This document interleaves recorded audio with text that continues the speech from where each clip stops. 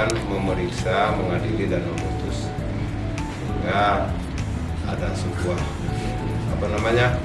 ketersentuhan antara makna ulama dengan hakim tadi.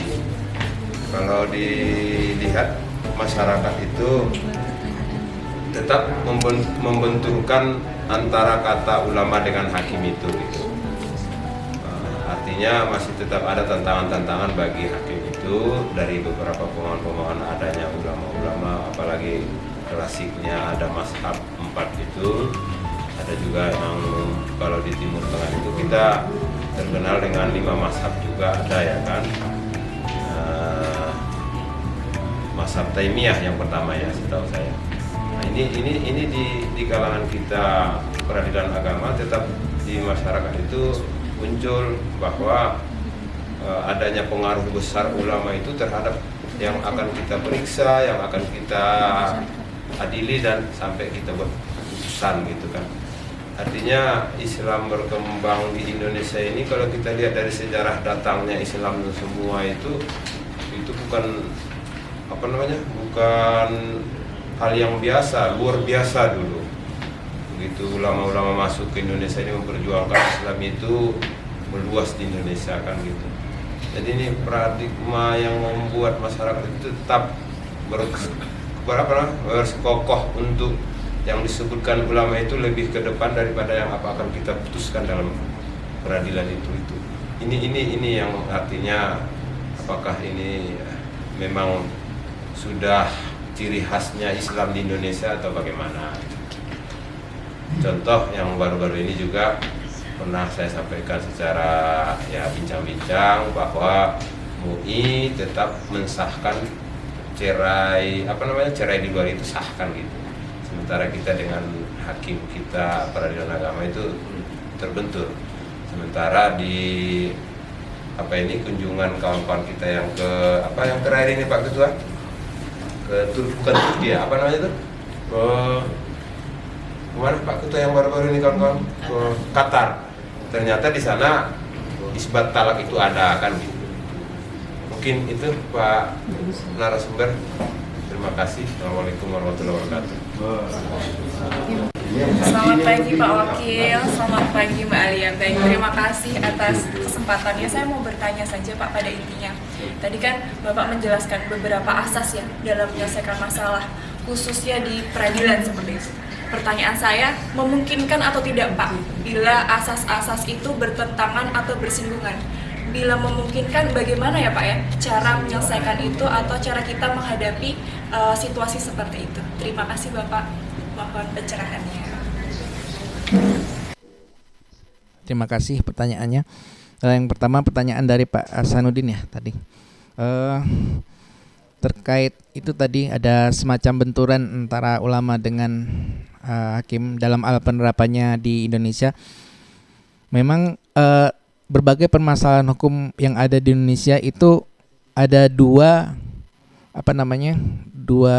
wilayah ya. Yang pertama adalah wilayah kajian atau akademis dan yang kedua adalah wilayah peraturan perundangan. Ketika kita sebagai aparatur peradilan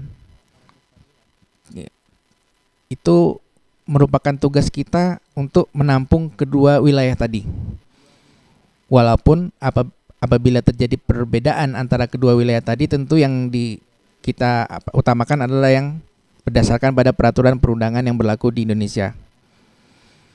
Sedangkan kajian atau yang bersifat akademis itu segala sesuatunya bisa terus berkembang dan bisa berubah menjadi wilayah peraturan perundangan apabila didukung oleh pihak-pihak yang berkepentingan, kemudian dibahas dalam suatu penyusunan legalitas perundangan, maka jadilah itu sebagai peraturan perundangan. Seperti yang kasus isbat cerai tadi, selamanya di Indonesia tidak bisa kita mengisbatkan cerai sebelum ada peraturan perundangan yang mendukungnya, baik itu dari peraturan Mahkamah Agung maupun peraturan pemerintah dan lain sebagainya. Oleh karenanya, kedua hal itu merupakan tugas kita bersama-sama, baik dari wilayah akademis maupun wilayah peraturan perundangan untuk saling berbagi dan saling memperjuangkan idenya masing-masing, gitu. Kemudian pertanyaan dari Mbak Ajeng tadi, terima kasih terkait apakah mungkin terjadi benturan antar asas yang tadi disebutkan.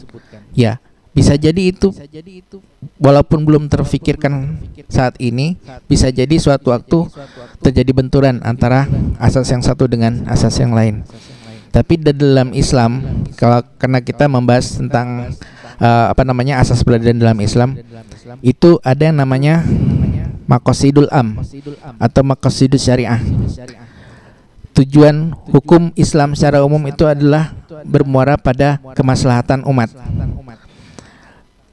Artinya tidak saling menzolimi, tidak saling merugikan, dan bermuara pada keadilan bagi masing-masing pihak yang berperkara.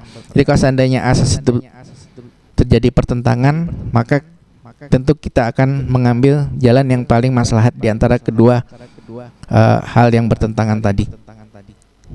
Mungkin begitu sementara, Mbak Ajeng. Baik, sudah cukup jelas ya Mbak Ajeng ya. Baik, terima kasih kepada Bapak Ibu atas pertanyaannya. Sangat menarik sekali nih Pak tema podcast kali ini. Dari perbincangan tadi banyak sekali asas-asas yang ternyata sebagai landasan untuk menyelenggarakan tugas peradilan dari agama Islam ya Pak ya. Ada asas perdamaian, independen, akuntabel, bersama di hadapan hukum, dan asas-asas lain yang merupakan turunan dari asas tersebut ya Pak ya. Baik. Terima kasih Pak Yudi atas ilmu dan waktunya yang sudah memberikan pada hari ini, atas materi yang disampaikan, dan terima kasih juga kepada audiens yang ada di studio maupun viewers YouTube Sobat Pari Menyapa. Terima kasih sudah menyaksikan dan mengikuti podcast kali ini. Semoga apa yang kita bahas hari ini bisa menjadi tambahan ilmu dan wawasan bagi kita semua dan bermanfaat bagi karir kita ke depan. Amin. Akhir kata, mohon maaf apabila ada kesalahan dan kekurangan. Semoga bisa diperbaiki ke depannya. Dan jangan lupa besok ada episode-episode yang lebih menarik dengan tema dan narasumber yang lebih seru juga. Jangan lupa menonton dan mengikuti YouTube PA Wonogiri. Akhir kata Pak, saya ada pantun sebentar ya Pak ya. Pergi ke pasar raya beli ikan teri. Jangan lupa ikan terinya dibasuh. Saya Alia dan Mbak Yudi undur diri. Wassalamualaikum warahmatullahi wabarakatuh. Waalaikumsalam warahmatullahi wabarakatuh.